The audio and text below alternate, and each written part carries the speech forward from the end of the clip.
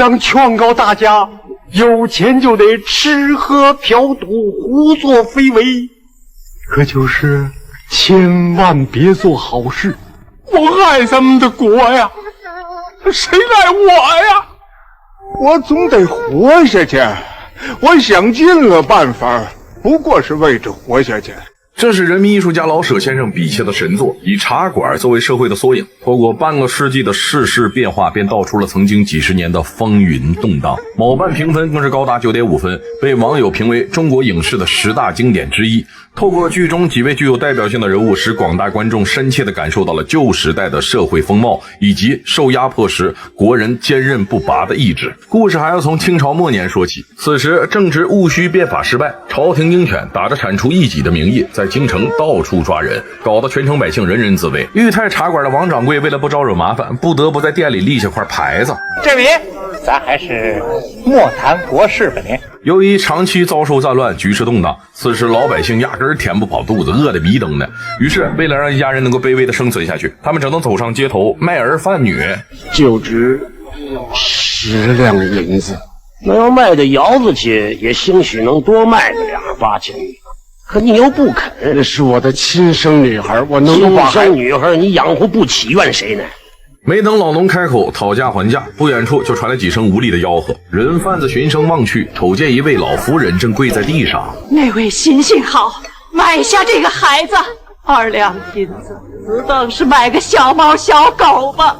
见此情景，一旁的秦二爷本想掏钱救济，可他转念一想，随即便挥手将母女2人驱离。邻桌的常四爷见状，立马伸手招呼店小二上了2碗烂肉面，将其施舍给母女俩填饱肚子。紧接着他便出言感慨道：我看这大清国是要完呢。听到常四爷愤怒的表达，秦二爷虽然心里十分赞同，但为了不落人口实，他只能点了点头，随后起身准备离开。临行前还当着众人的面宣布自己将投入全部身家开办工厂，实业救国。说罢便转身决然离去。谁知刚到门口，就和迎面而来的老太监碰了个正着。对方刚协助慈禧掐灭了维新派的势力，如今正是春风得意，而他也是老农女儿的买主。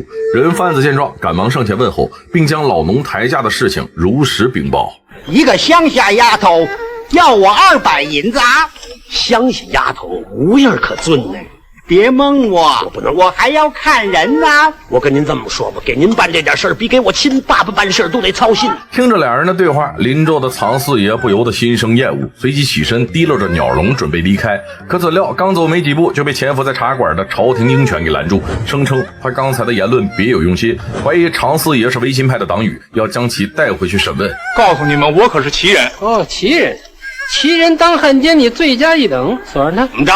常四爷敢做敢当，毫不畏惧，随即便和2人离开了茶馆。而就在这时，老农也带着女儿走了过来。面对无法抗衡的命运，最终老农还是选择了妥协，在女儿的卖身契上签字画押。可谁知，当小女孩看到老太监的模样后，当场被吓晕了过去。老太监见状，赶忙上前说道：我要活的，我可不要死的。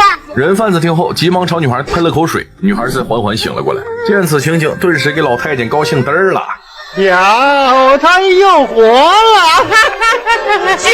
你完了！看着不远处下棋的几人，老太监乐得合不拢嘴，却不知大清国就正如棋友所说的那样，政权在一夜之间就洞朽摧崩。转眼到了民国时期，眼见跌宕起伏的环境下，茶馆的生意越来越不好做，于是头脑灵活的王掌柜决定给茶馆来个大改良。他置办了留声机，并在屋里挂着各种国旗，想以此来重塑茶馆往日的辉煌。眼看着茶馆明天就要重新开张，可店里的老伙计李三儿对着新店一点信心都没有，一边干活嘴里一边嘟囔：改良改良啊，越改越凉，冰凉。李三儿这茶馆当上一辈子伙计了，可如今的活越干越多，工钱越来越少，长此以往，心里难免产生怨气。什么都改良，那为什么我工钱不跟着一块改良啊？听着李三儿的吐槽，一旁的王掌柜一言不发，倒不是因为他个人小气，是现如今这茶馆的生意大不如从前，挣的少不说，还要应付各路牛鬼蛇神。于是为了解决眼下的困境，他特地托人找了位貌美如花的女招待。隔天，一位打扮艳丽的女孩就走了进来，得知对方是来应聘女招待，王掌柜赶忙招呼人坐下，开口询问女孩的详细信息。可怎料年纪轻轻的女孩却在乱世中活得十分通透。谁的胳膊粗，我就得伺候着谁。妈的，我刚17。这前来面试的女招待性格如此火爆，一向守旧的王掌柜心瞬间凉了半截。于是他赶忙开口胡编了个理由将其打发走。可谁知前脚刚把女招待送走，茶馆就迎来了一位不速之客。王掌柜触及一瞅，才发现是人贩子刘麻子。如今虽改朝换代，可他依旧干着买卖人口的勾当。王掌柜听后开口好言相劝，结果却被对方怼得无言以对。隔行如隔山，到哪年您也得开您这茶馆，到哪年我也得干我这一行。就冲你，他怎么能不当亡国奴？二人说话的功夫，刘麻子约好的客户走了进来。两位买家是刚从前线跑回来的逃兵，曾经一起出生入死。此次前来的目的只有一个，就是讨个媳妇儿。3个人。一听哥俩提出的要求，顿时给刘麻子惊出一身冷汗。即便干了快半辈子没良心的勾当，可他还是显得有些手足无措啊。哎呦，这不好办呐。不，我没办过。您说，平常都说这小两口，小两口，谁听说过小3口呢？不好办，忒不好办。不是，你说呢？哥，这事情嘛，还能白白就拉倒。对，不能白白拉倒。当了10几年的兵，连半个老婆都娶不上。眼瞅哥俩势在必得，刘麻子意识到这是遇上条大鱼，于是他赶忙开口安抚俩人的情绪，同时小心翼翼地试探哥俩到底有多少家底儿。就在双方讨价还价之际，两位官差径直从门外走了进来。透过对哥俩连日来的监视，官差断定二人正是军阀手下的逃兵。眼瞅身份被识破，哥俩还想试图反抗，怎料官差掏出家伙出言威胁。毫无胜算的哥俩见状，只能放弃抵抗，毕恭毕敬。官差见状也不藏着掖着，直接开口表示只要二人交出现大洋，就放他们哥俩一马。然而没等二人开口回答，王掌柜突然跑进来示警。对，大令可过来了。哥俩听后吓他妈拉了尿了，急忙起身往后院躲避，结果被两位官差逮个正着，一把抢走身上所有的大洋。等手持令牌的士兵进入茶馆后，收了哥俩的好处的官差为了交差，只好开口将刘麻子给供了出去。就这样式，比窦娥还冤的刘麻子被士兵押出了茶馆，在大街上当场丢了小命。眼瞅茶馆重新开业头一天，闹出这么个幺蛾子，王掌柜是后脊梁骨发凉，直冒冷汗。自打清政府被推翻，军阀领兵进驻北京城，茶馆的生意就逐渐惨淡，入不敷出。不仅如此，还要被各方势力欺负压榨。这天，巡警队的警员拜门登访，对方一坐下就让王掌柜贡献80斤大饼，支援城外打仗的士兵。可眼下这局面，王掌柜一斤也拿不出来，于是只好花钱消灾，贿赂警员回去替自己求求情。可谁知前脚刚送走小鬼，紧接着又来了对活阎王。只见几名士兵径直闯入茶馆后，一屁股坐在桌子上。王掌柜见状，吓得立马掏钱，怎料领头的压根看不上这仨瓜俩枣，随即招呼手下将王掌柜暴干一顿，随后便带着搜刮到的值钱物件转头撩人。照这样下去，这茶馆早晚得关门啊！于是王掌柜只好将后院改造成公寓，将其租给来京上学的外地学子。还就这大学生能够按月交房租没钱上不了大学，您说是这么比账不是？都让你咂摸透了。面对二位茶客的恭维，王掌柜一脸的苦笑，因为他深知茶馆之所以能干到今天，就始终坚持一条规矩，就是茶馆内不谈国事。当年逞口舌之快的常四爷出狱后成了一名农户，这一天他来到茶馆找王掌柜叙旧，结果冤家路窄，和当年抓他进大牢的官差碰了个正着。哎呦呵，那不是常四爷吗？您二位眼力不错呀！戊戌年我在这儿说了句大清国要完，叫您二位给抓了走，坐了1年多的牢啊！可是闹来闹去，这大清国到底是亡了，该亡。说罢，常四爷开口询问二人如今在何处高就啊？官差听后一脸得意地回答道：有皇上的时候啊，我们给皇上效力；有元的总统的时候啊，我们给元的总统效力。现而今呢，宋文子啊，这该怎么说了呢？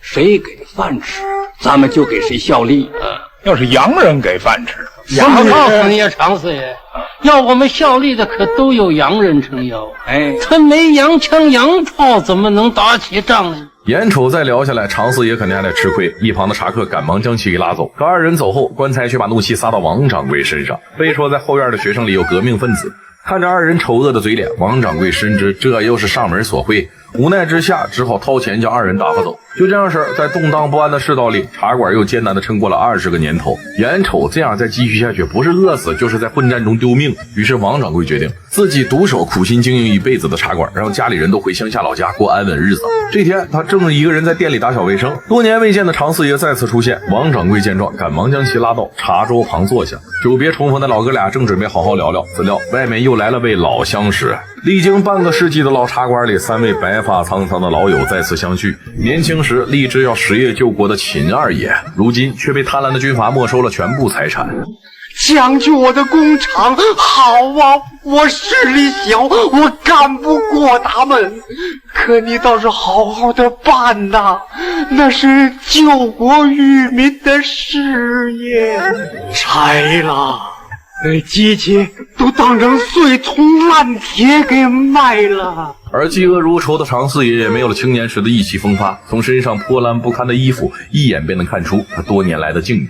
看着垂垂老矣的2位老哥，茶馆的王掌柜心头一酸，随即也是开口倾诉起多年来遭遇的苦楚。自打抗战胜利后，他原本以为茶馆的生意会有起色，可世道压根儿不给穷人留活路。当年为了改善茶馆的生意，王掌柜听信了人贩子的提议，找了漂亮的女招待。本以为此举就能扭转局面，却不知这背后有更大的阴谋。应聘的女招待见王掌柜实在可怜，这才忍不住偷偷道出了实情。小刘麻子没安着好心，他巴结沈处长，要霸占你这个茶馆。听完女孩的话，王掌柜这才反应过来，唯利是图的小刘麻子之所以如此好心，竟是想利用茶馆这块宝地转行去做风月生意。一想到这儿，王掌柜气得咬牙切齿，回想自己一辈子从来没有做过伤天害理之事，结果到了天命之年，却要被这帮瘪犊赶出栖息之所。那小刘麻子还那个叫沈处长，就那帮狗男女们，他们可都活得有滋有味的，干嘛就不准我吃窝窝头啊？谁出的主意？一旁的常四爷听后义愤填膺地站了起来，细数自己风风火火的一生，不仅做过大牢，还打过洋人，可到头来一切都是过眼如云烟。70多了，只落得个卖花生仁儿啊，就盼着这国家能像个样，不再受外国人的欺负。我爱咱们的国呀，谁爱我呀？听完常四爷的话，老哥俩不由得悲从中来。乱世之下，他们本想做个好人，结果到老才明白人善被人欺的这个道理。只见常四爷从篮子里掏出了一沓纸钱，因为他无儿无女，孤身一人，害怕到时候没人给自己送终，于是他便跟在别人出殡队伍后面偷偷捡起一切，好为自己的身后事做打算。看着常四爷手中白花花的纸钱，秦二爷感慨万分，赶忙开口提议：四爷让咱们祭奠祭奠咱们自己您把这纸钱您撒起来，算咱们3个老头子的吧。咱们喊喊喊喊喊，这叫跟风。本家上前120两，120两。